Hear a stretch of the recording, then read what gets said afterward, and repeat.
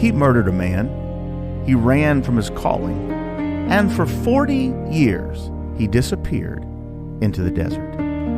But when God needed a voice to face down an empire, he chose Moses. His story started in a river. A baby marked for death, hidden in a basket, floating on Pharaoh's Nile.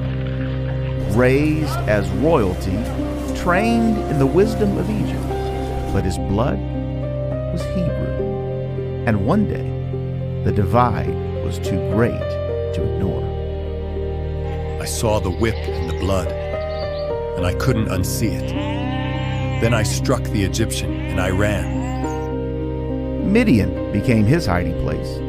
Shepherd's staff replaced a scepter. And for 40 years, it passed in the quiet, forgotten spaces.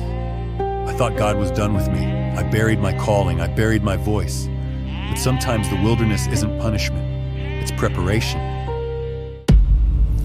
And then fire. A bush that burned but wasn't consumed. A voice that broke the silence of his exile. He said my name twice. Moses, Moses. And I said what I hadn't said in years. Here I am. Then he told me to take off my sandals, because even my brokenness was standing on holy ground. And God sent him back to Egypt, not as a prince, not as a criminal, but as a prophet. I told God I wasn't a good speaker, that I wasn't enough. But he didn't ask for perfection. He asked for obedience.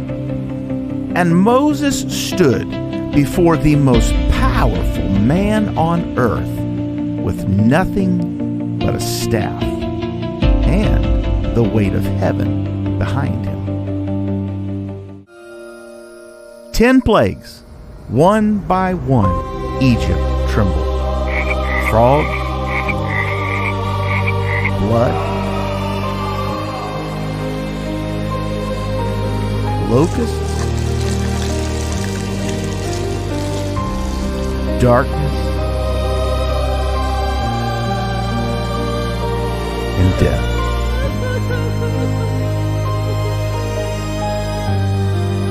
And when the chains finally broke, Moses led them out, not as slaves, but as a people chosen by God. The sea split.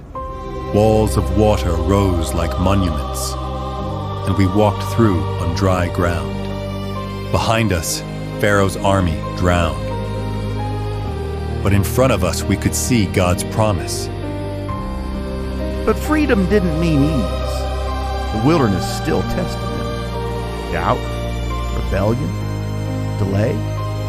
Even Moses would never enter the promised land. I saw water flow from rocks, and I heard God's voice from fire.